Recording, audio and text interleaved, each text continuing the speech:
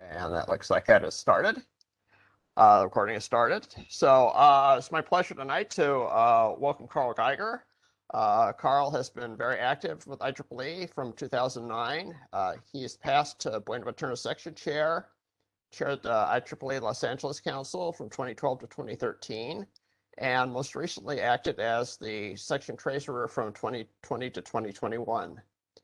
His technical interests include machine intelligence, information retrieval, database systems, human factors engineering, software test and development to support regulatory compliance, and making fun toys for the web. So with that, I'll turn it over to Karl.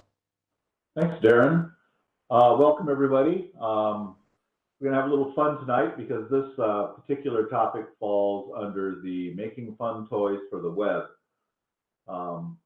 The game came up and crossed my radar from one of my sons, and then we've all been playing it madly. And so I started taking the game apart with one of my other sons, and I said, "Hey, Darren, let's do a presentation." So here we are tonight. Next slide, please. So this is me. It's my avatar since you can't see me online. If you need to contact me, those are my two email addresses through the IEEE. So tonight what we'll do is we'll go and have a little overview of the game itself. Then what we're going to do is take a look at the scope of the problem. This is a classic technique. You know, never jump into the ocean without knowing how far you got to swim. We'll make some attempts at coming up with some clever ways of playing the game. Then we'll play those. Then we're going to take an information theory approach. We're not going to get really deep into the math or really deep into information theory. Those of you who've done communications work understand Shannon, entropy, and other things. But what I really want to do is I want this talk to be for people who might be interested in the field, and I don't want to, spend an hour doing mathematics. And then at the last, there's more info and some references where I've got some more of the information available, including some sample test sets of words to try in Wordle. All of this information will be available online, including the presentation, including all of the data sets that I'm showing. So if you want to go get them and download and play with them, you're welcome to do that as well. I made them freely available through the IEEE Google Workspace. Okay, next slide, please. So in case you've been living under a rock, Wordle has sort of taken the internet by storm. It's a very fun game. It's easy to play. You could do it almost without coffee first thing in the morning, which is what I usually do. The game is actually fairly lovely in the way it was engineered. The game allows people to focus on one puzzle a day. It's not a complicated game. We'll show you. Next slide, please. So the idea is you have to guess a 5-letter word. You put in some guesses. The puzzle gives you some information back.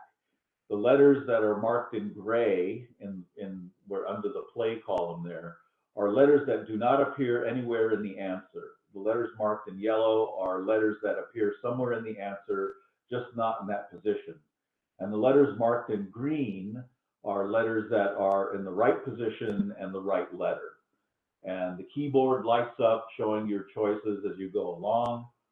When you succeed in guessing the correct word in 6 or fewer guesses, it lights up and it tells you how well you did. It keeps track of your score. And then what I think is one of the most clever pieces of the way the game is designed, it allows you to share how you did today, but not share the answer. So you get a little tiled output. And I've actually seen people painting this on their bodies and putting it on t-shirts and things in various places like TikTok and other places on the internet. I play with some of my family and some of my close friends. We get together in the morning, and then when everyone is rung in, then we all share our answers and see how well we did.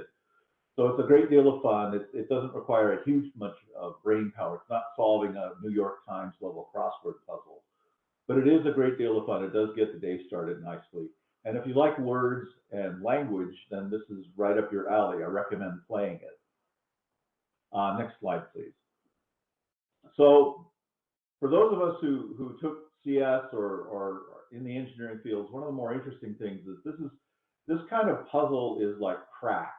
We can't not play it. We can't put it down. The reason is it's a classic needle in a haystack type problem. There's a known answer. There's a perfect answer. You can get to it, and you got to finagle your way to it.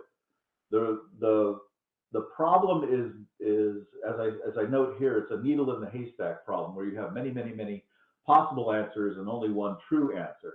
That works into the mathematics of finding the answer. We'll see later. So the first thing we got to figure out is how big is the haystack we have to go searching through to find our needle. And that's really sort of very key in solving any problem. You need to know the upper bound. You know, how big is this problem? How much work am I going to have to do? And then the next step in solving this class of problem is you want to devise some constraints.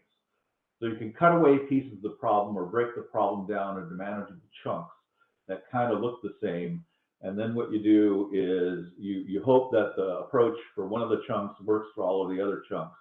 And you can, what we call divide and conquer, and break things down.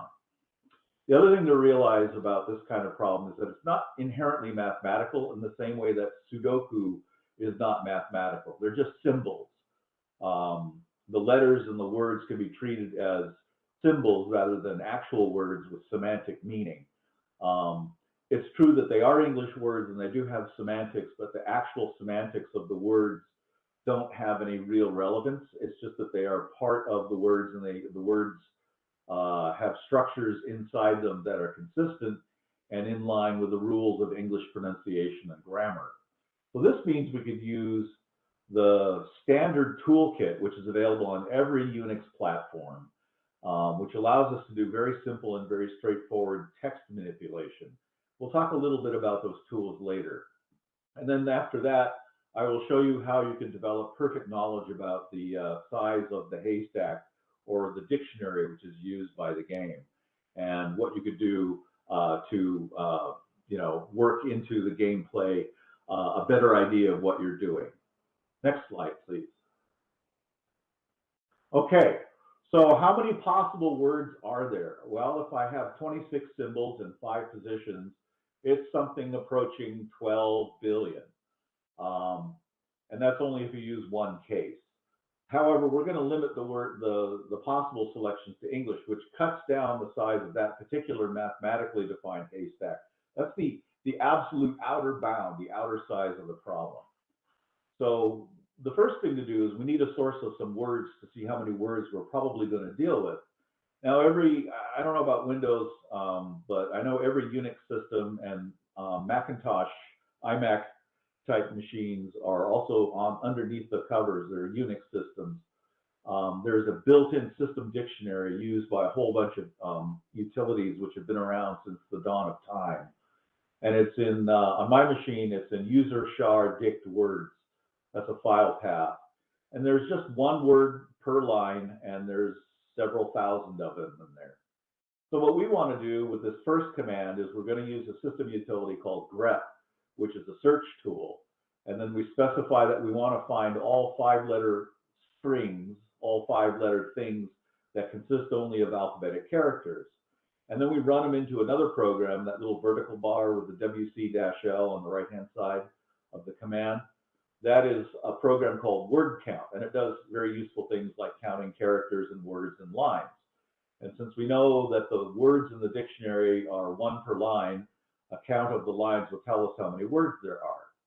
So we run this command, and whoop, almost instantly we find out there are 6,129 possible 5-letter English words.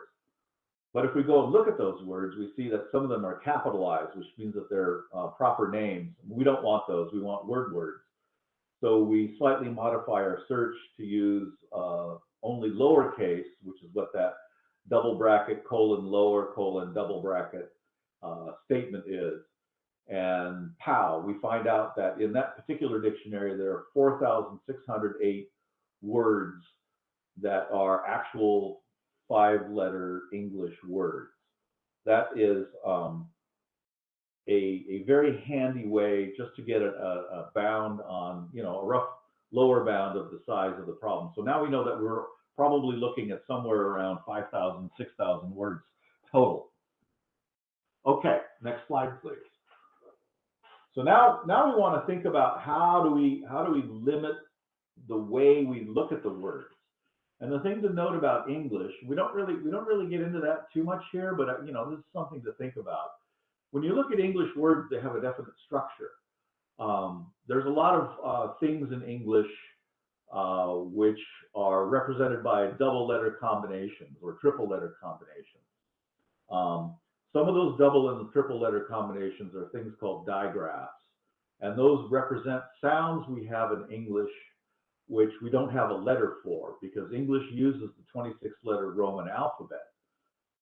Two of them are the soft TH sound, like with, and the hard TH sound, which is voice, which is the for these and those.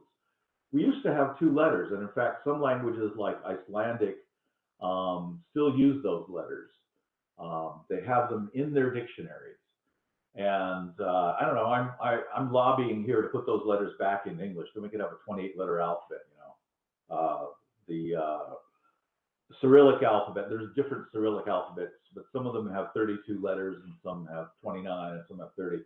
But it's nice to have a single letter which describes a particular sound, in my opinion, but that's just me. There's some other sounds in the English which you may have puzzled over, for example, the GH and 8 or the GH and cough. You can see those things down on the bottom. Those are representations of a German sound, the CH in German.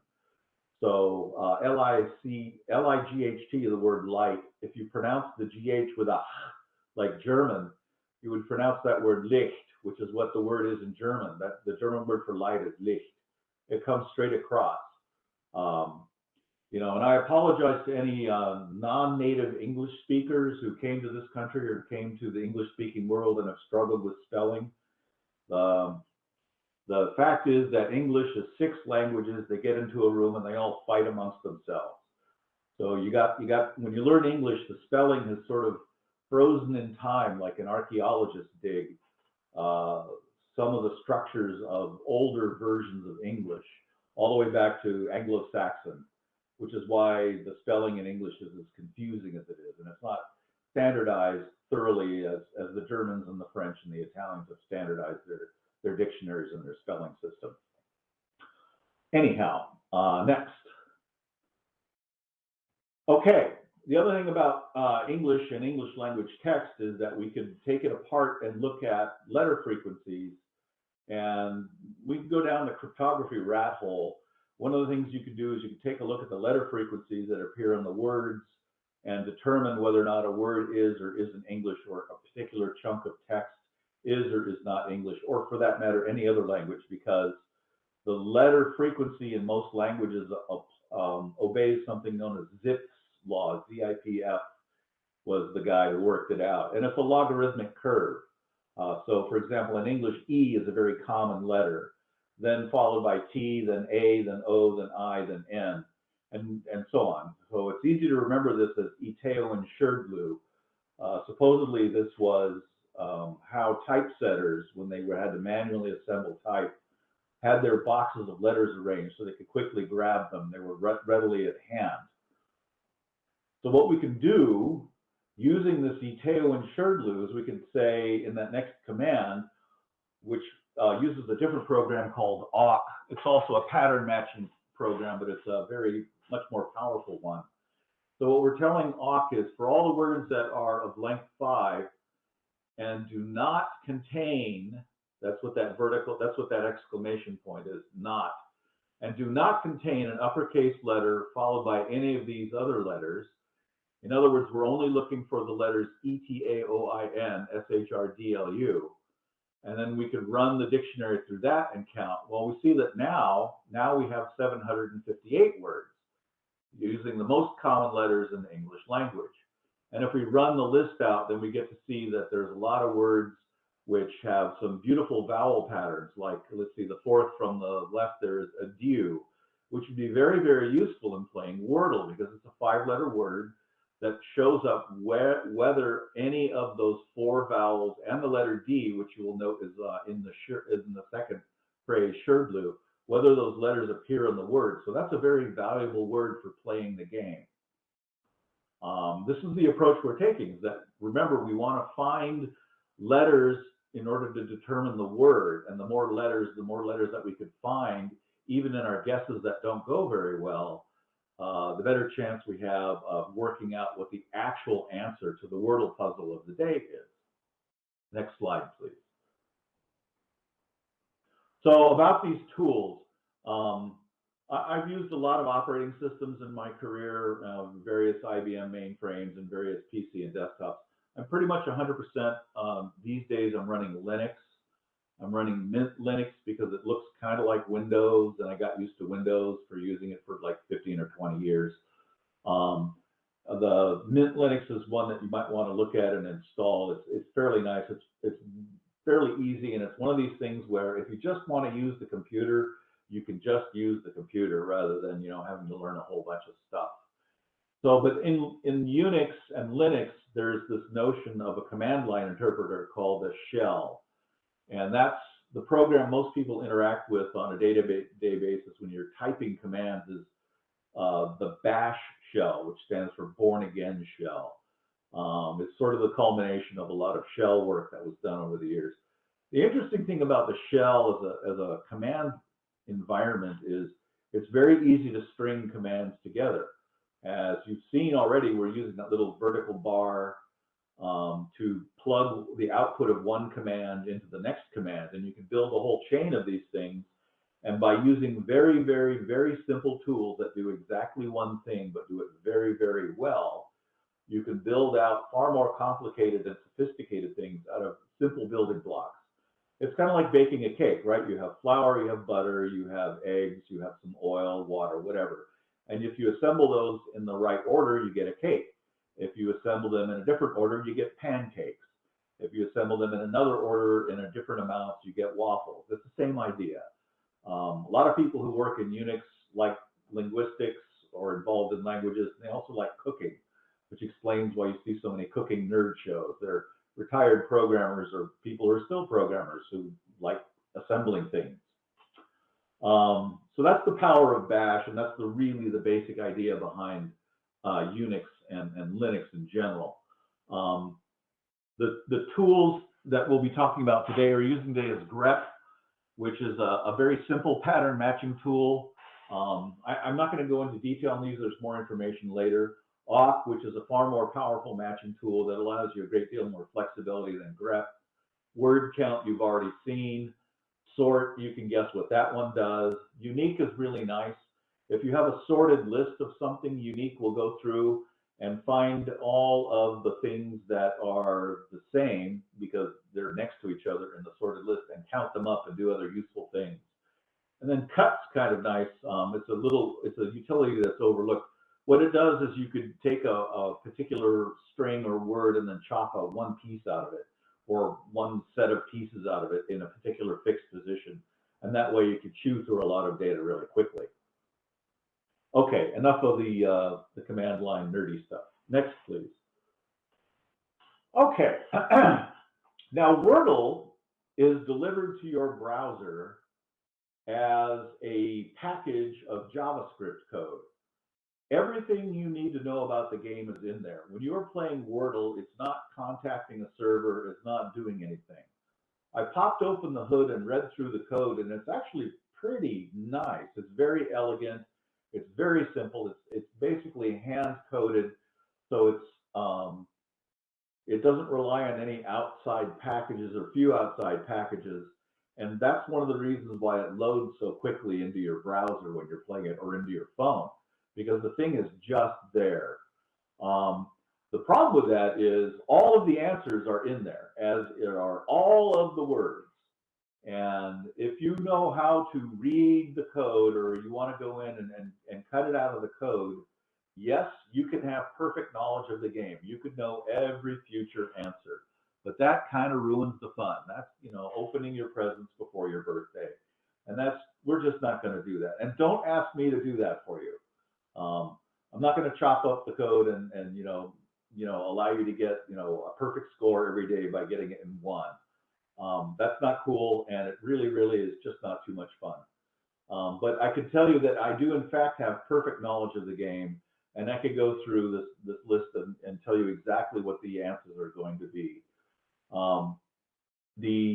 The other thing is that the reason why the game is the same, the answer to the Wordle game is the same every day, is that it looks at the day of the year and it determines what answer is current. And that's why everyone gets the same answer around the planet. The game is literally stepping through this particular array, started with cigar sometime last summer, and now it's up to whatever it is, 263 days later, and it's just stepping through these words one at a time. So it doesn't repeat. Eventually it'll run out, but when it runs out, it'll be sometime in the future. I haven't actually looked. So every time I go in and look at the code, then I accidentally spy the next day's answer and they go, doggone it, now I can't play. So anyhow, there's two lists. There's the answer list, and then there's a list of all the acceptable 5-letter words that are available. These are the words that can be used as clues, but they are not part of the answer set. And that is quite an astonishing amount of information, far more than what is in the system dictionary. Next slide, please.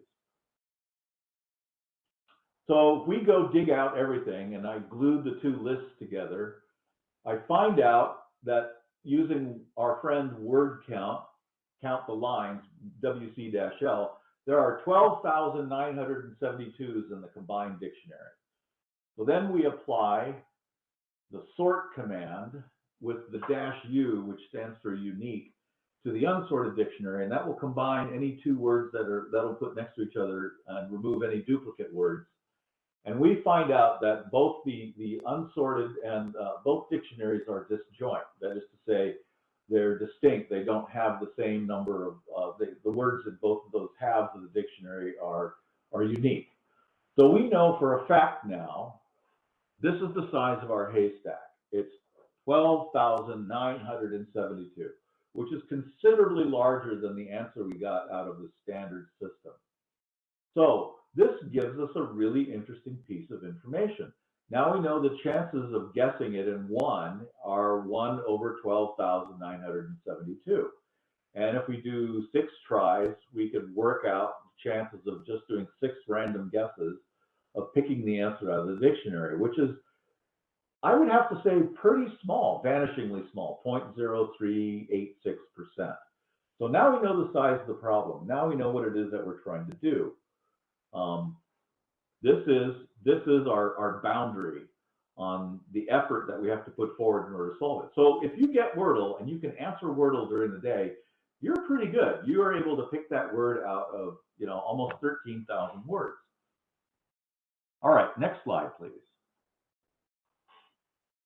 A couple of other things. If we go taking a look at some of those words, we find out that Wordle has a lot of really interesting words that I have never ever seen before.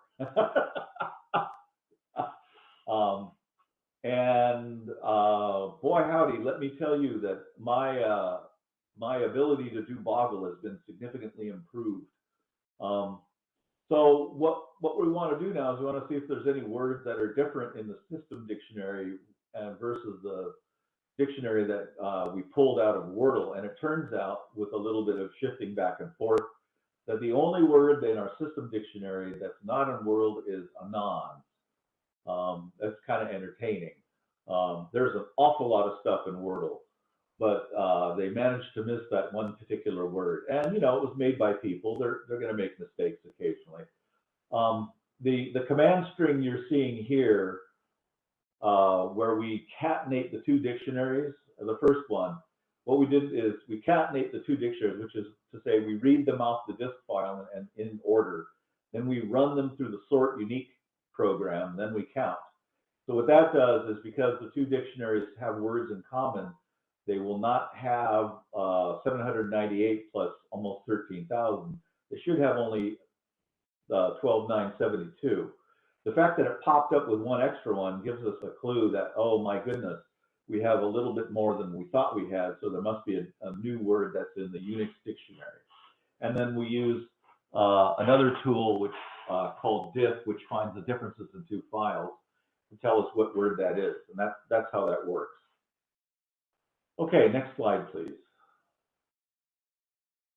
So as I said, if you read through the dictionary, there's a lot of really interesting words in there. I had no idea that QAJAQ was a legitimate English word, or at least Wordle thinks it's a legitimate English word.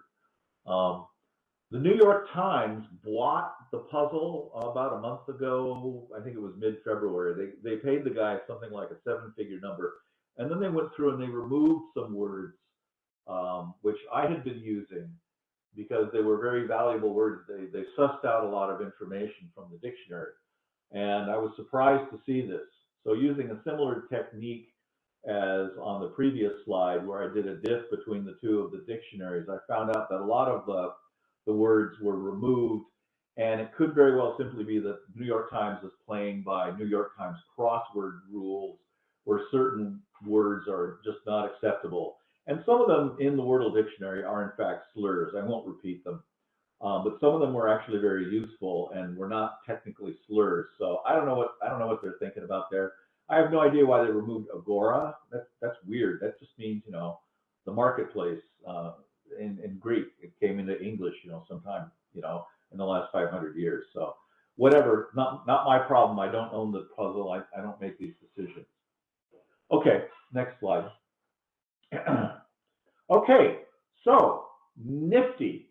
Now we can get out some tools and find out what words, because the Wordle relies on letter positions in the words, what are the most popular letters in various letter positions. So this particular command string runs through the numbers 1 through 5, and it uses that cut program to pick out the first, second, third, fourth, and fifth letter in order out of the dictionary. Then what we do is we sort that list, and then we make a unique list of all the sorted letters, and we count them. And then what we do is we take that list and we sort it again using G, which is general, and we do reverse sort. And this gives us 5 files, starting with the word by position and then the number of the position. And this tells us what is the most frequently appearing letter at the beginning of the word, and then the second position of the word, and the third position of the word. So we're taking the words apart that we have in the Wordle dictionary. And we find out by doing this that S is the winner of the race. So a lot of people think that a lot of words begin with A or E or something like that. But in the case of Wordle, S is the #1 letter to start a word with. And if you've been watching some of the other Wordle news stories online or paying attention to some of the Wordle strategies, you'll see that a lot of their best words to start with begin with the letter S. And this is why it simply shows up in 1 of 8 words in the dictionary. Likewise, the letter C begins 7% of the words, B also 7%, and so on down the line. You could read it there on the bottom of the page. So those 6 letters really start about half of the words in the dictionary, which is kind of interesting. So now you know what letters to pick when choosing a word to start with Wordle. Try and get one of those letters as the first letter in the word that you are going to start guessing with. Next slide. Here is a handy table of all the letters, most popular letters or most frequently appearing letters in every position of Wordle. Now you could practically read off possible start words by just picking a letter and then stepping through these columns left to right. And I'll leave that as an exercise for the reader. So for example, we go S and then E from the second column, and then L from the third, and then L from the fourth, and S from the fifth. So that's the word cells. Or if you like, we have salt, S-A-L-T-S, or salty, S-A-L-T-Y, and so on down the line. I'm not going to sit here and recite through this stuff. So this is very, very handy.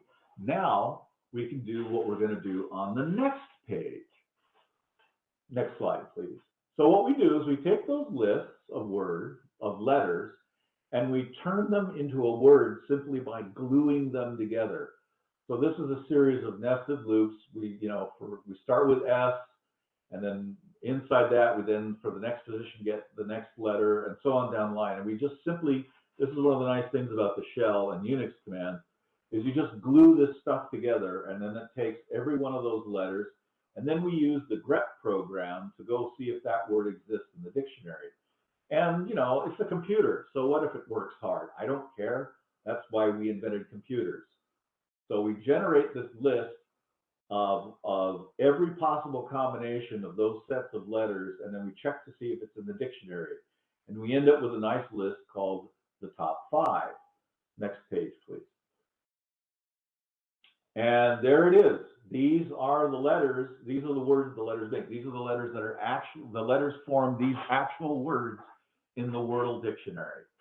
And you can't go wrong by trying these. These words all have a very high chance of turning up an answer in Wordle because they are all part of the Wordle dictionary, and they all contain the exact most frequently used letters. So if you want to start playing with some word like this, we find out that there are approximately 300, well, not approximately, there are precisely 383 words in the dictionary made from the top 5 letters. Once again, I will mention that all of these lists of words and things I put online with the presentation. You can go get it after we're done here. Next slide, please. So let's try, okay? Now that we've done our analysis, our first pass analysis, and decided to build some word lists, we're going to start using some of our words. Excuse me. So we don't even have to think very hard about this, right? We just punch this stuff in. On the left, you will see 3 words that I chose from the list. And I chose words where they don't have the same letters because I want to get, as close as I can and get as much information out of the system. I just punch them into Wordle, and then I could look at what I got, right? I need a B, and I need to end in an E, and I have an I and an N and an R somewhere. Well, looks like brine to me. I mean, there's not a whole lot of hard work going on here. But this is the beauty to this approach. I don't have to sit there and rack my brains, my uncoffeed brains, over a gigantic search space of 12,972 words, some of which I don't even know. But I can, in fact, use them as probes to try and suss out what the possible combinations that I may know will be. And it seems to work pretty darn well, as you could see. Once you get a rough idea of what you're going for, yeah, sure, there it is, bam. It will typically leap off the page at you. Now, will this make you a Wordle genius, like where you can guess it in 1 or 2 guesses? No, because you're always going to put in 3 guesses to start with. But it will consistently allow you to solve the puzzle if you're stuck and having a hard time solving this puzzle. You could pretty much get through, and your first real guess where you're using your actual brain would be guess number 4, possibly number 5. Today, I think I had to go, I guess it was yesterday, I had to go to 5 because that's the way it was. Today, you could, if you did this, you could get it in 4 readily. As I said, some of the words in the Wordle dictionary are weird. I have no idea what burl is. Maybe it's an alternate spelling of burl, which is a knot in some wood. And punty is kind of an interesting word. It's like a punt, which is a round boat that you push with a pole. So if you look in some of the news articles, you'll also see very strange Wordle things that people have come up with. So what can we do even better? Well, let's find out, because now remember we got these words by looking at all of the words in the Wordle dictionary. Remember, there's 2 sets of words, the total dictionary, which is to say the clue words and the answer words, and then there's the answer dictionary. So let's think about that. Next slide, please. So what you can do, and what I did was I went through the answer dictionary and I pulled out all of the words of the answers that have been played up to the present. And I have a spreadsheet I keep, so whenever there's a new answer on a daily basis, I update that to keep track of the statistics of all of the letters that appear in the actual answers.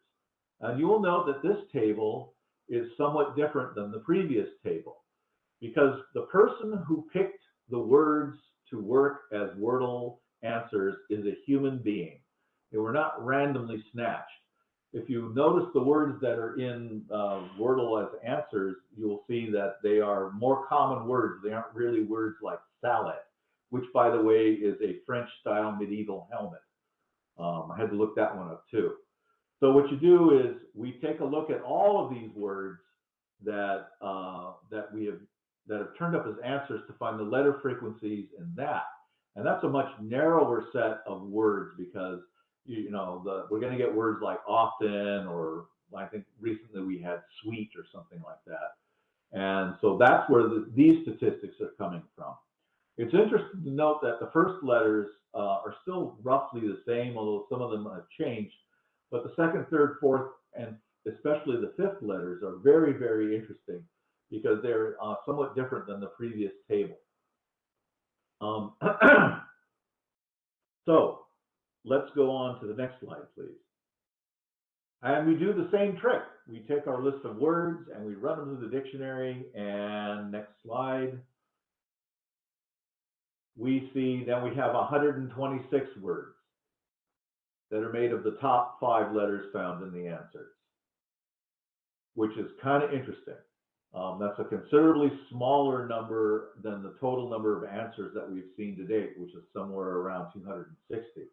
But these are the most likely words. And in fact, if you look at this list of words, you will see that one of them that pops out to me immediately, which is brine, because we had brine as an answer not too unrecently. So this works. So here we have, these are all the possible words that we could use that will get the most information, that have letters that are most likely to appear in an answer. Take a look at the top left. The second word there is soare, S-O-A-R-E.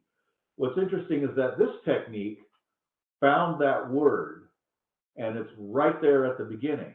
The interesting thing is there was an article, I can't remember where it was. I think it was in there's a list of newspaper articles towards the back, and there's a big article about how a computer science PhD student that figured this stuff out. I'm pretty sure is using the same technique. You don't got to be a PhD computer scientist to use stuff like this. You just got to be a little bit smart and a little bit, interested in chopping stuff up and putting it back together. Because his list includes many of the words on this list. There was another presentation by a guy whose YouTube channel I really enjoy. His name is Grant Sanderson. He's a mathematician, and he does a YouTube channel called Three Blue, One Brown, and that's in the further notes too, where he does information theory analysis. And one of the words that he decided was the best word to start with is right there, second line, fifth word, crane, C-R-A-N-E. And it's kind of amusing because he realized he made a mistake in his program, and then he's changed his mind since. But anyhow, you can see this approach yields very interesting words that we can now use to play the game right off the bat, because we know that these words have the letters that have in the past appeared most frequently. So even if these aren't the answer, then certainly they are going to give us a lot of information about words that could be the answer. So next slide, please. And here we go. So we type in Saint and then Corey and Brunt, and this is actually much more interesting. We get a lot more green letters here. You remember on the previous example, we had a lot of yellow letters. Here we have a lot of green letters. And this is for the exact same puzzle, brine. So Saint, Corey, and Brunt actually picked it up really nicely. In fact, we might have been able to solve it with just the first two. I doubt it. I haven't run the numbers on that yet. But as you can see, taking care to use the most frequently used letters in the answers really does help. Could you go back a couple slides to table number 2, please, Darren? Notice that it's S, C, and B on that list. Yeah, back to table number 2. Keep going. There we go. S, C, and B are the first 3 right there. That's why I chose those letters, Saint, Croy, and Briny. So as you can see on the example game, go forward a couple slides, please, Darren, to the game. There you go. See SCB, and you can take a look at the table and compare these letters to those, and you see they're very, very effective because we do get a lot of green. So that's another way to approach it, right? We've narrowed down our solution set even further by being smart about it and thinking about it. Next slide. So now let's get even smarter. We're going to use information theory. The important thing about information theory is it reduces the world to the world of bits, which is the world that I have lived in for a very long time. And information theory says, how much information do I really have here? How much information is really available to me? And am I looking at all of the information that I could get my hands on? The important thing to remember is that up to this point, we've only been looking at things that match.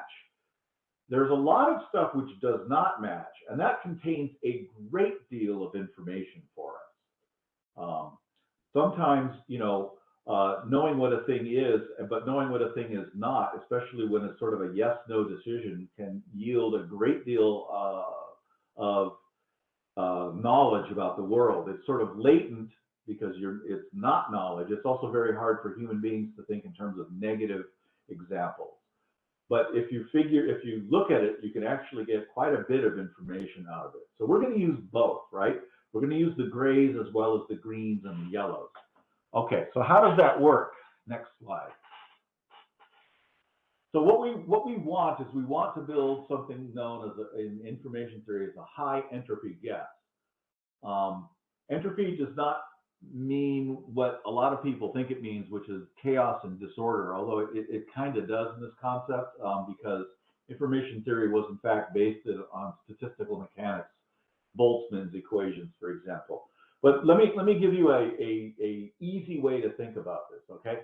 So if I have a long string of just one letter, like the letter A, that's a very low entropy piece of information because I can write a short expression or a short program which produces the infinitely long list of the letter A.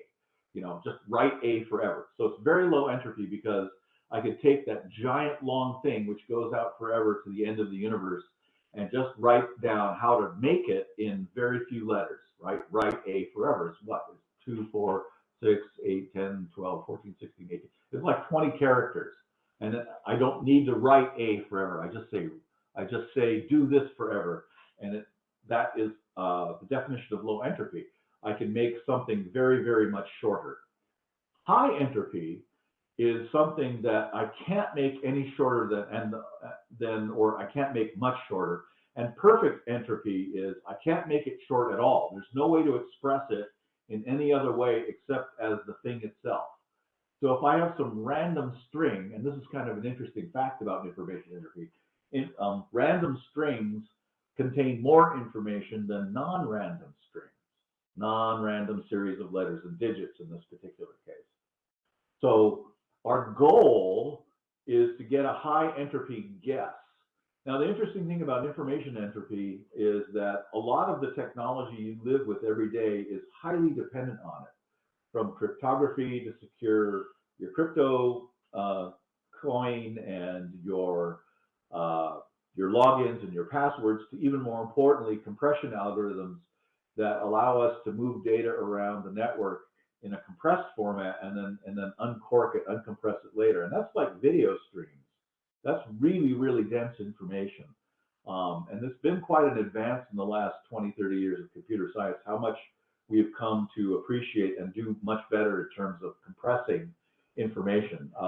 The MPEG music standard, for example, destroyed the music industry when it was found. You could compress the sounds and then uncompress them and play them back and have it sound almost as good, for example. And the development of that actually requires not just an understanding of data, but it also requires an understanding of human audio perception and human psychology. It's a very interesting story. Anyhow, so we can take the Wordle dictionary of our 12,972 words. And if we compress it, we find out that it really is a less than half that size. So there you go, right? Because the letter A appears so many times and so on down the line. And, you know, compression is a pretty interesting thing. But we're not going to get into compression per se. It's just an example of an explanation for what we're doing with information theory. We're trying to get a word which has the most information, or a word that can extract the most information from the puzzle, both positive and negative information. So let's go to the next slide, please. This is the idea, right? This is what we're trying to do. So here's a very concrete example, right? So I have a word like punty, which we've already seen. And if we get all gray, we know that none of those 5 letters appear. But if I have another word like soot, also yields no hits, I've only got 3 different letters in there. So punty is actually 5/3, has 5/3 the information of soot, simply because I learn more about 2 more letters when I go and do this. And this is a measurable quantity. So now I can make choices based on the structure of the letters, or the likelihood of the letters in the word, choices for the words, which give me more information out of the puzzle. That's why punty has got a higher entropy than soot. It can get more information out of the puzzle if I use that word. Okay? Next slide, please. So let's try it, okay? So here we're going to apply a little information theory to our puzzle. So by the time we've typed in punty, and now I've got the solved puzzle is on the right there, but I'm going to do it a line at a time. So the first thing we do is we type in punty, and then we see how much information we get out of the dictionary. So in this awk command, we're going to look for all of the words in the dictionary that have a T in the 4th position and do not contain the letters P, U, N, and Y. And we find out that we have 465 possible answers, 465 words match. That cuts down the dictionary considerably, but it's not that great. Using a rule of thumb of a measure known as information content, which is the expected probability of getting an answer, and then it's computed in terms of bits, which is what all that arithmetic is over there. This answer only has about 4.08 bits worth of information that it can dig out of the puzzle, out of the dictionary. So it's not bad, but it's not great. I mean, 465, you aren't going to get 465 guesses correctly in the next 6 steps. So let's add the next word to our information. Next slide, please. Okay, so at this point, we put in the word punty and the word salve, or salve, however you want to pronounce it. And we know that there's a T in the 4th position. We know that the answer has an L, but the L is not in the middle position. And we know that the letters P, U, N, Y, S, A, V, E are not in the answer. This yields a very short list of only 5 words: blitz, cloth, flit, glitz, and lotto. That's pretty good for only 2 words. And you could look at that list of 5 words and go, gosh, gee, I bet the puzzle is going to pick a more common word than, say, flit with 2 T's, which I have never seen before. Glitz, lotto, and blitz, those might be used. So let's see if we could get even more information out of the puzzle by putting in our next guess. Next slide, please. So now we add more information from the word brick, right? We now know that where the T is and where the L is and the L is not. We now know where the C is and where the C is not. And now we have a whole bunch of letters that we know are not in the answer, which are P, U, N, Y, S, A, V, E, B, R, I, K. What could it possibly be? Well, bingo, this returns exactly 1 possible word, which is cloth, which was the answer for the day. And if you know arithmetic, you could look at the information content. You know that 1 over something is just something. So literally, this is the most information available from the puzzle is 13.663 bits of information are encoded in that. A bit is, you raise, because it's a bit, it's logarithmic, it's raised to the power of 2. So 2 raised to the power of 13.663 is equal to 12,972, the total number of possibilities in the puzzle. And the chance of getting it right in one go is 1 over 12,972. That's how the information content works. We're looking for words that have more bits when we apply them to the puzzle. That's how to use information theory and some knowledge of the dictionary to solve the puzzle. Next slide, please. So roughly, what we could do is we could compare letters in the guess and letters not in the guess. And the higher entropy words, the higher entropy guesses are the ones that we're actually looking for. This particular slide is about how to decide which words are higher entropy. So literally, when you have the fewest possible matches for a guess, it means you have found, the one word. So you've chunked through it basically. And that's how this way of thinking about the problem operates. So next slide, please. So here's a comparison of how well these words individually work inside the dictionary. As you can see, punty, the letters in punty are not really that commonly used in a word if I use all the letters in that, and that includes doubling up. There's only about 9 of them. Same with brick, right? But a word like salve, or salve, if you want to pronounce it that way, which doesn't appear in our list of top 5 words, but it's a pretty good word because it's got an S, an A, an L, and an E. That finds 53 words in the dictionary. That's a pretty good word to do a probe guess on. There's a couple of other really useful words like saint and least. They also dig out a lot of words, a lot of letters for us. Now remember, these are being used to probe the answer, not necessarily to get the answer. And using these words in combination with each other allows us to dial it in pretty closely. If you take a look at how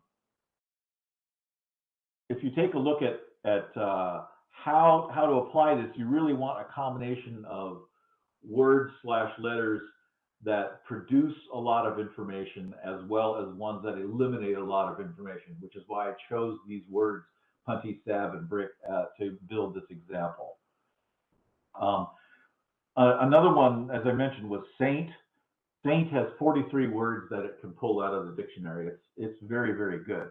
So those are the kinds of words. A word like least, my daughter likes to play the word least, L-E-A-S-T. It'll dig up something like 87 words out of the dictionary. And it has all of the important letters according to Iteo and Sherdlu on it. All right, next slide, please. So my son is a guy I like to, who we started playing this back in January. He's a PhD physicist, and he gets the idea of entropy really quickly. And he quickly developed a very high entropy set of words. And I borrowed these from him. He gave me permission to use these. This is him actually solving the puzzle. He punches in his 3 probe words, and basically, as he said in the middle section there, it's like reading a book. You could pretty much figure out what it is. The colors are different here because he uses the high contrast version. There's a way to set it in one of the settings, and it's easier for him to see that on his phone. But the key thing is that because he's got these really nicely tuned high value information, high entropy, high value words to use, he pretty much nails the puzzle in 4 every day. I'm still messing around with it. I like trying to find other ways, other sets of 3, but he just chunks along. He's been doing this for 52 days, and in general, he gets it in 4. He's had a couple where it came out in 3 and a couple where it came out in 5. But you can't argue with success. The other thing is that I'm not going to share his words with you. I know what they are, and when I see these patterns, I can literally read his answer like a book right off the page. And so he always posts his chiclet display of how he did for the day after I post mine, because he knows that if I see it, I'll just punch in the answer, and that's no fair. That just pisses off everybody else who's playing in our group. All right, next slide, please. So to sum up, this is how we want to build our high entropy guesses. We want to use those common letters. We want to make sure that we pick all of the letters that we can get out of the ITEO and SureBlue and attempt to either match or eliminate words and letters as possible. We have one more refinement. Remember, we're trying to eliminate information. We know that Wordle will not ever repeat an answer, okay? So when we go looking for answers, we take those pipelines, those awk programs I was showing you earlier, and what we do is we run them through a list of all of the past answers. Next slide, please.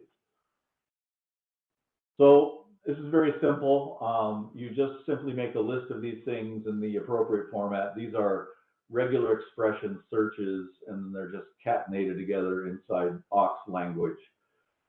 And I keep this list up to date. So the command for doing the actual search, if I'm going to play with it, is I run awk, I put in the search expression with the letters are here, the letters not here, and then I run it through the past answers. I pipe that data into the next program, which is awk again, and I have it filter out all of the past answers. And that pretty well nails it down.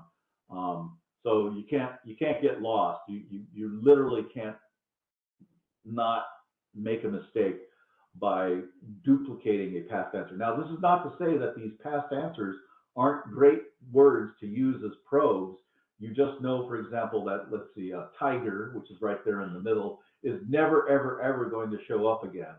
So it's useful to know that tiger or crimp or perky are useful for getting information out of Wordle. You just know that you shouldn't enter them as an answer because you're wasting your time. It's already happened and it's never going to come up again. Next slide, please. Okay, so these are some of the questions I've heard from other people. Yeah, okay, so I'm cheating. Not really. As I say here, you know, I cut my food with a knife, not just with my teeth. Tools like this help you sharpen your game. And I do play the game mentally, and then what I usually do is I use awk to check my answers, or I use these programming techniques to see if there's an alternate solution. I think it's really interesting to check my friends' answers. The other day, all three of us used similar probe words, just in a different order, and we achieved the similar results. They did it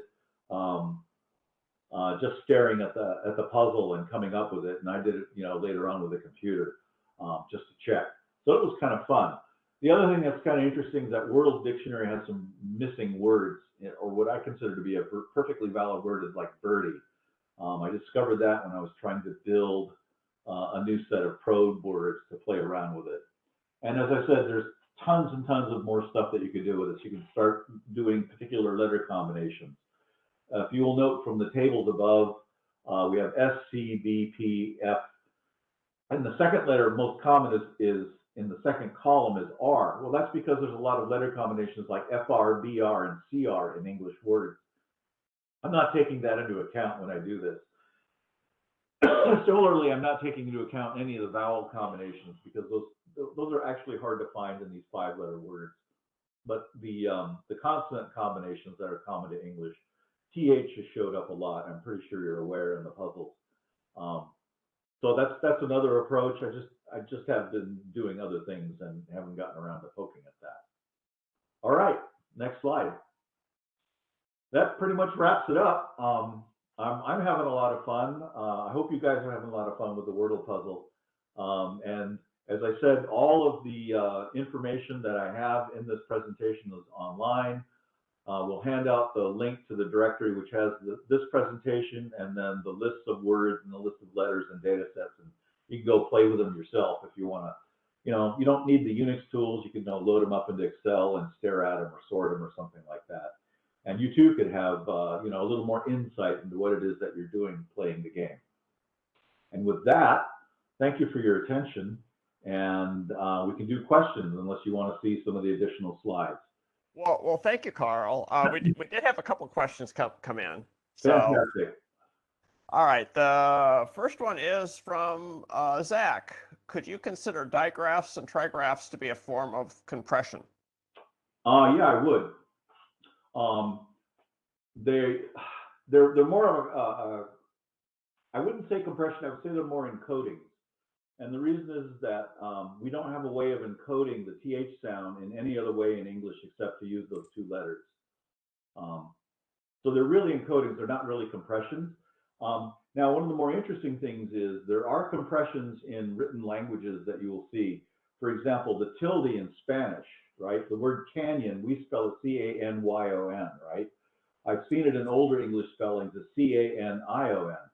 Well, there was a compression done because the Spanish got really, really tired of writing the I or the Y after the N, and that's where the tilde came from. It was so common that they just made a little squiggle over the N, so you know to pronounce it nya, as opposed to N. That's a good example. Another example would be the Russian alphabet has two symbols that look like the Chinese word for mountain. It's three vertical sticks connected by a line on the bottom. One of them, the one which has a straight line on the bottom, is pronounced ch, and the other one, which has a little hooky on one end, is pronounced sh. So it's a little bit different. Another interesting encoding, which I only recently learned, is the TL encoding of Nahuatl language, like in the word chocolate. It's the language of the Aztecs and the Mexica cultures. The letters written TL, and you make the sound by sticking your tongue on your palate and then blowing air out from either side towards your teeth. It's really hard to do, but apparently with a sort of a sound, which they use as a consonant. And that's the digraph for that. So digraphs are really encodings, they're not really compressions, although there are certain compressions that we use in English. The ampersand, which stands for the word AND, is a particular kind of compression. And at one time, ampersand was considered to be the 26th letter of the English language alphabet. There's a nice YouTube presentation on that I ran across some time ago. All right, thanks. Question from Tom. Will you be able to discuss hard mode? I can.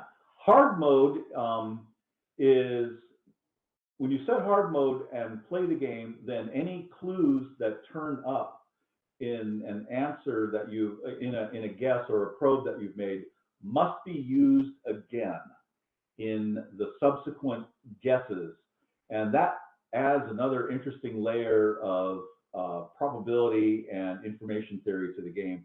And I frankly have not actually dug around in that or thought about it very much. So that would be part of the more work to do. Please fund my research, federal government type ask in your next grant.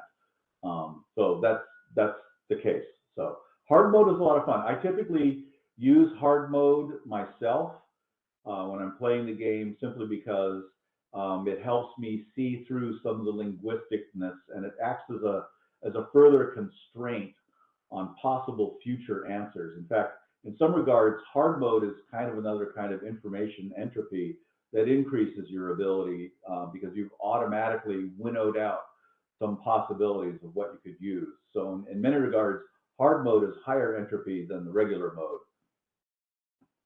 All right. Question from Mohammed. Are there practical applications of this? Let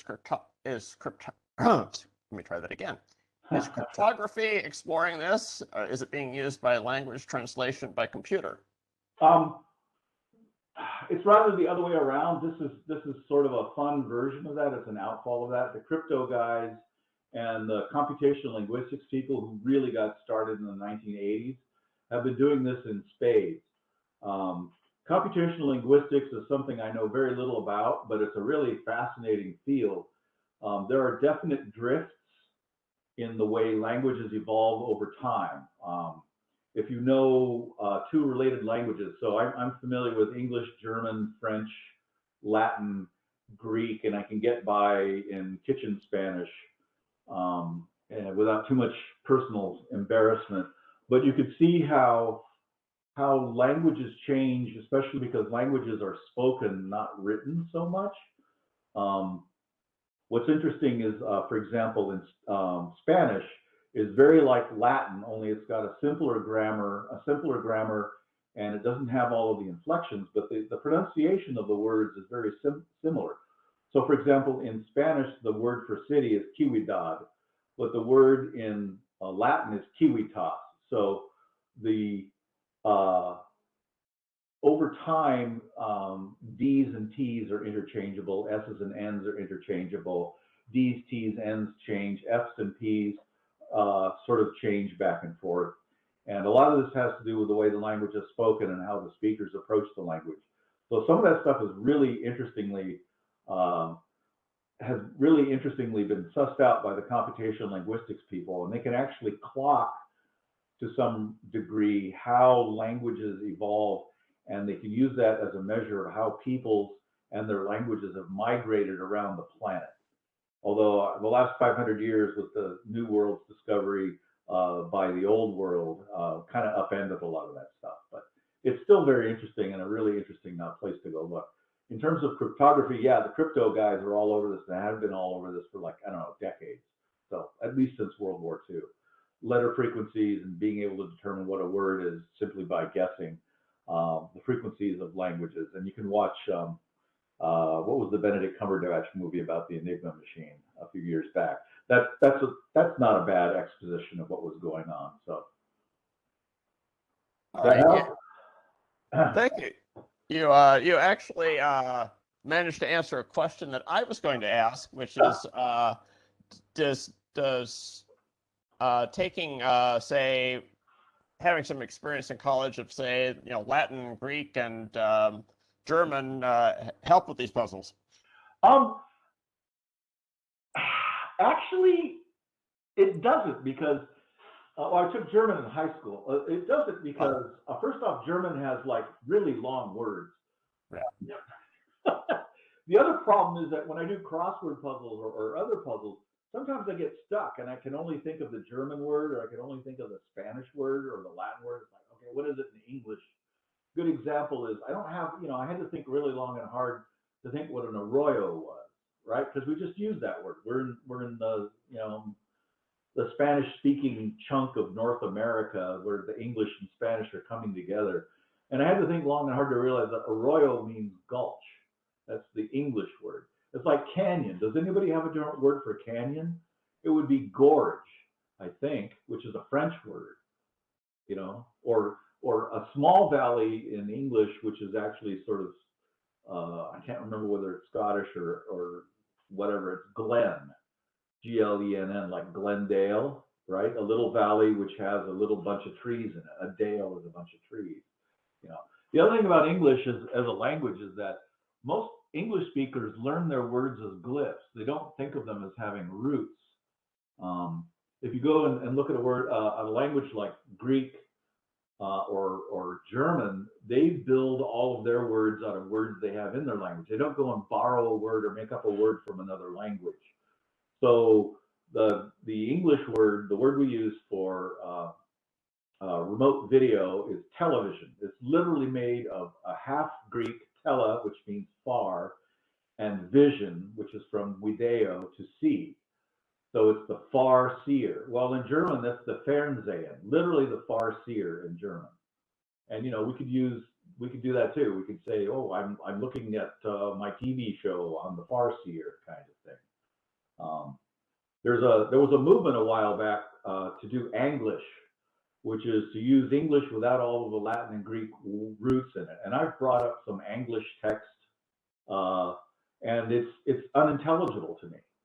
It's literally unintelligible to me. There was a physics paper written in it, and physics translates as world kenning. In other words, knowing about the world. It's at that level, world kenning. It's like, okay, I just use physics because that's the word we use. Anyhow, pretty interesting stuff. All right. Question from Shaheen. Do you know if there are any other versions of Wordle? There's a whole bunch of them out there. There's a lewd version. There's Wordles, which have multiple puzzles you have to solve at the same time. I think it's called Octurtle or Ocwordle or something like that. This puzzle took the world by storm, and because the code was available to everybody, people grabbed onto it and just started building their own puzzles left, right, and center. So if you scroll forward to the next slide in these references, some of this stuff is in here. There's an article about the New York Times changing Wordle. And then there's a really nice piece at CU Boulder. And of course, you can go to Wikipedia, and there's a bazillion links because everyone is really heavily interested in this, and you can chase down some of that stuff. The article I talked about that has some of the words that we readily and easily found using simple shell scripting is the top one. PhD student discovers best first guess word. So it's like, yeah, okay, that's one way to do it. So I've seen people go off about, oh, I'm using an AI to solve this. Come on, guys, it's just statistics, right? You know, and if you know a little bit of linguistics and statistics, you can pretty well get it. You don't got to beat it to death with a giant AI that's, you know, going to do 10,000 training examples per second. So, you know, there is no problem so small it cannot be hit with a sledgehammer to solve it. You know, sometimes in computer science. If you go to the next slide, and you want to learn more about Bash, I recommend these two books. They're pretty good. They're both well, Bash programming is a tutorial, and they help you step it through. Bash has some really kind of strange syntaxes, but those are constraints of the Unix command line environment and ancient history. Awk programming is, of course, very helpful. If you want to do awk programming, you could do Perl programming or something similar. Awk is just a really handy tool, and it works great from the command line, which is why I used it. Go forward another slide, please. Let's see what else I put in here. Okay. Oh, yeah. So about the ITEO and Sherdlu stuff, there's a little history in here about how that was decided. Here's a link to a free dictionary, so you could look up some of those weird words that are in Wordle that I have no idea what they are. And of course, a lot of people are complaining that Wordle is too British. I think it was written by a person who was living in New York at the time, but not my problem. You know, Americans, you need to up your game. Learn more English. What can I say? Next slide. What else is in here? Oh yeah. Oh, so you could also take the ITEO and Sherdlu and again do the same trick and run it this way, and it takes about almost 4 minutes to run. Or next slide, you could do it in awk, and it takes one pass, and it does it in almost no time. And this is again the power of finding the thing and not finding the thing. So in the previous slide, what we do is we generated every combination of those letters, and then we had to go look through the dictionary to see if there was a word in there that matched it. But you had to look through the entire dictionary. This one uses negative information, right? So we want to find all of the words that have these letters, the ITEO and Sherdlu letters, but we want to exclude the other letters. And using this particular tool, we only make one pass through the dictionary, and it happens in less than 100th of a second. It's just 6 milliseconds. It's much, much faster. So this points out, you know, there's all kinds of ways to solve a problem. You just got to do it kind of smart. And to do it smart, you got to understand the problem, and you got to understand what the tool can do. Let's see. Let's go forward one more. What else do I have in here? Oh, I made another. This is another example high entropy set. Shade, cloud, and briny. You can see that these exactly match the tables. I won't go through this in detail because the stuff is online for you. So if you go forward another slide, you can see them at work, and here's how it works. On the puzzle, which Horde was shade was a dead ring. It was a perfect word because there was only one possible other word that has that much information. So shade is a very high entropy word in order to solve this one puzzle. And I'm going to tell you that there's probably other times where there's one or two perfect clues that will almost always nail the puzzle. The problem is, of course, you've got the same problem once again. It's the same problem as finding the original answer, which is, okay, now I got to find this one word, and it's no different than finding the answer. Almost, in this case, it's almost no different than finding the answer word. So go forward another slide. So if we tried a different answer, you can see using shade doesn't really find anything. It finds 107 possible answers, and the next word, clout, narrows it to 38. and then Briney brings it down to 7, which are these 7, and then you can sort of guess that it might be frame or something like that. So it's not perfect, but it's pretty good. It's a pretty good approach for not much mental effort. Let's see, one more slide. What do we got? Yeah, here's the slide which lists or points to the little videos on from Grant Sanderson's channel. These are really worth your time. They're very entertaining. His YouTube channel is terrific, and I think that's it. I think there's no more slides after. There's one more slide after, and it's like we're done. So evidently. Okay. Yes. Yep. There we go. There you go. Okay. Any other questions? So Zach did type some stuff into the Q&A about some of the alternate Wordle versions. Octordle for 8 X words.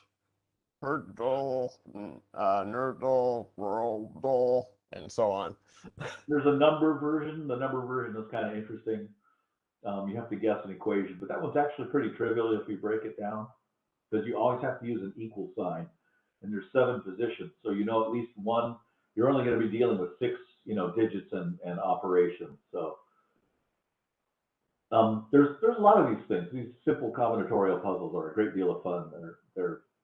I enjoy them. So this one has been particularly enjoyable because it's just kind of hard to dig your way through all 12,972. So yeah. So if there's any other questions, you can type them in the Q&A window. If it asks you who to send it to all panelists. And if you can't find the Q&A window, you want to type it in the chat window, that's fine too. They're pretty much interchangeable. But so far, I'm not seeing any. All right. No. No?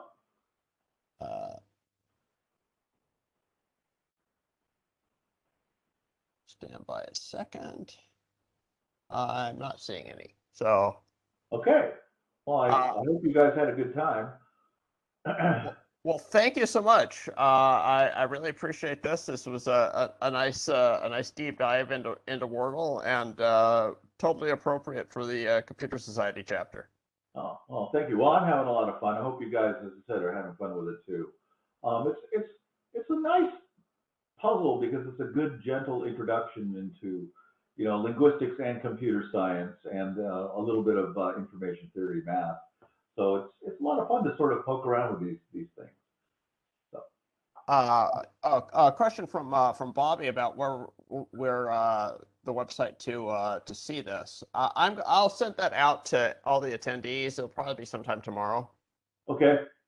And of course you can go to the New York Times and just play Wordle yourself right there. So I will say this. When I heard that they were going to when I heard the New York Times had agreed to buy it, and allegedly or reportedly for a 7-figure sum, so, Josh Wardle got a nice payday out of it. Good on you, buddy. I immediately grabbed a copy and stuffed it away in a directory because I figured the New York Times would go and mess with it. So I have a private copy of the original data, which allows me to know that the New York Times was messing with it. So if I want to, I can play original Wordle, as opposed to Wordle Lite or the non-caffeinated version or something. It was really nice of Wardle to program it as such a tight little package. It's just pretty nice looking, beautiful little piece of code, nice piece of work that he did. Yeah. All right. So thank you so much. And with that, I'll go ahead and close the meeting. Thanks everybody. Thank you, Karl. Thanks for coming out. Bye-bye.